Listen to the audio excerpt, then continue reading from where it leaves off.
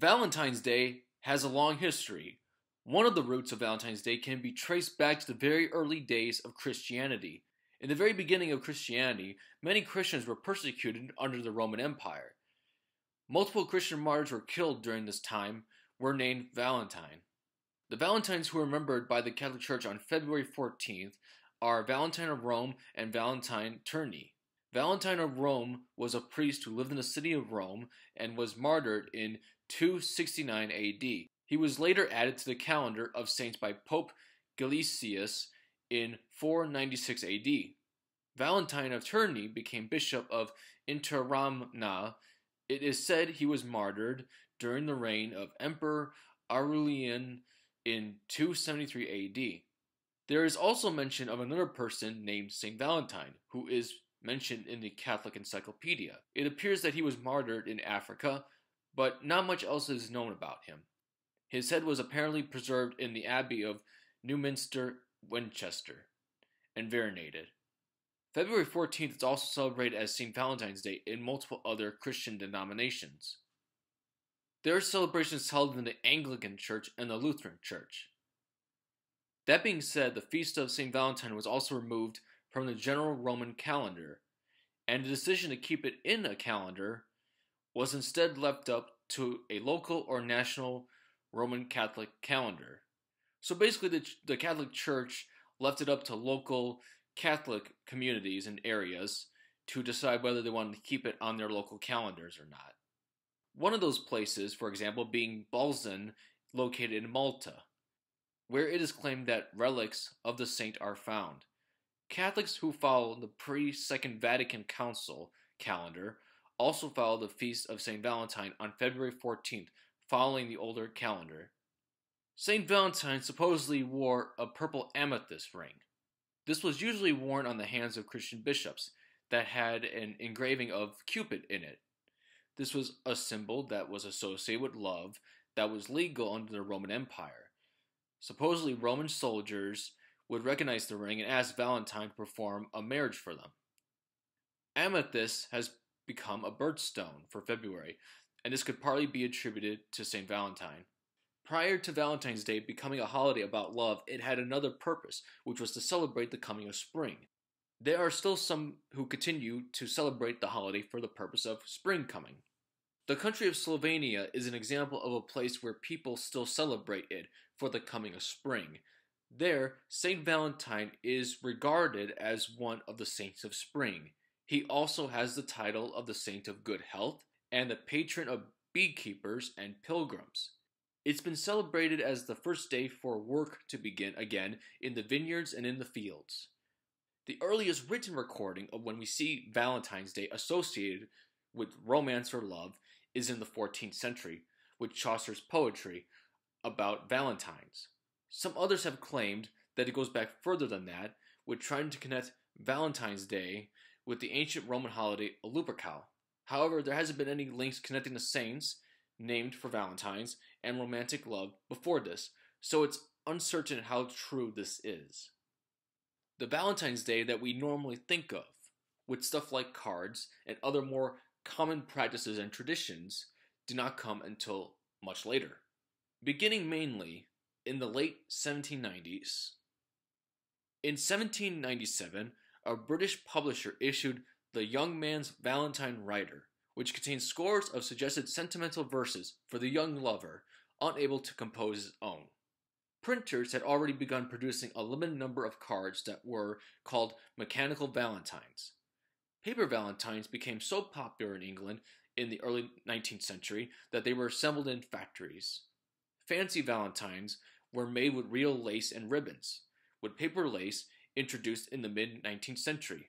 In 1835, 60,000 Valentine cards were sent by post in the United Kingdom.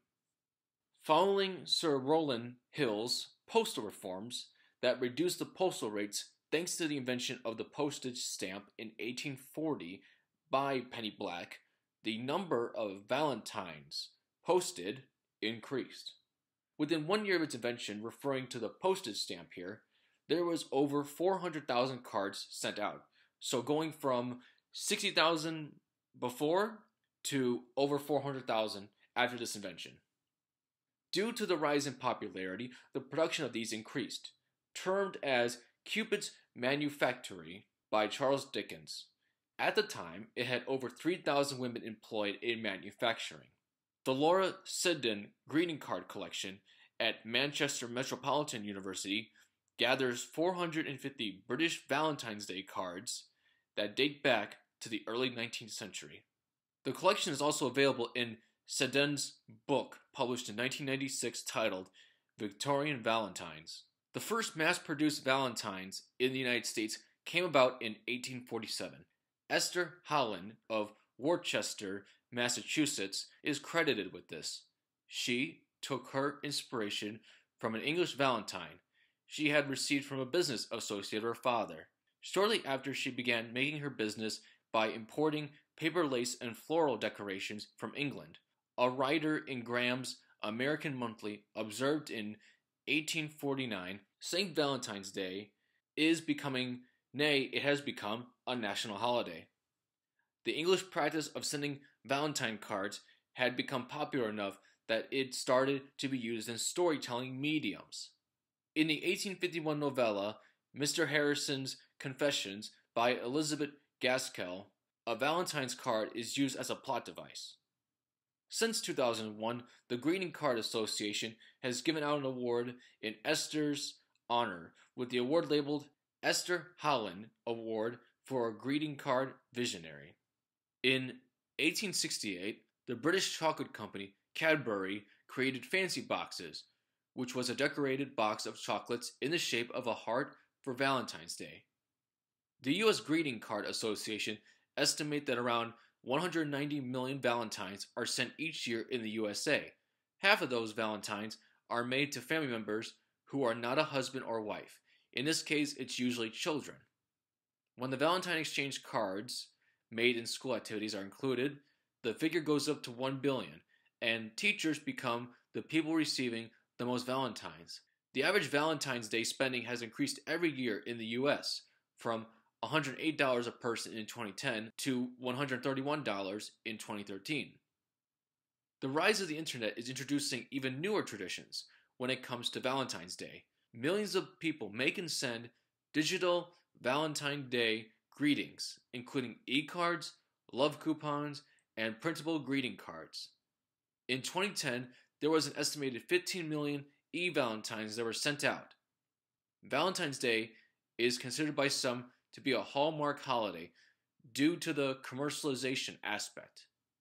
Various Christian churches today continue to celebrate Valentine's Day, in addition to the Catholic ones. Some examples include the Anglican Church, which has a service for St. Valentine's Day, which is called the Feast of St. Valentine, which includes an optional rite of renewal for marriage vows. In 2016, Catholic bishops of England and Wales established a novena prayer for the purposes of to support single people seeking a spouse ahead of St. Valentine's Day. Valentine's Day is celebrated in multiple countries besides the United States or the United Kingdom. It's also celebrated in Latin America in places like Mexico, Costa Rica, and Guatemala. In Asia, there are celebrations in Taiwan, Japan, and elsewhere. It's celebrated in various European countries like Greece, France, and Spain. I considered adding more countries into this as well, but for this piece, I've decided to wait on that until later, and I would like to go more into detail in a separate documentary piece about all these countries and what do they do, like for celebrations.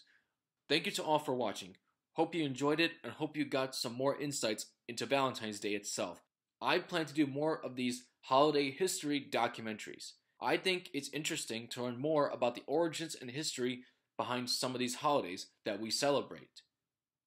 If you want to see more history of holiday documentaries, I also have done one on Labor Day and one on Christopher Columbus Day, so be sure to check those out. So on a side note here, I actually want to mention the name Esther again, because in addition to the real life person who I covered whose name Esther, I just happened to come across a movie called A Star is Born from 1937 that is now in the public domain. The main character also happens to have the name of Esther. I just thought of including that. I just found that to be a pretty cool coincidence, honestly. I haven't watched the whole movie yet, but I plan to do that soon, and yeah,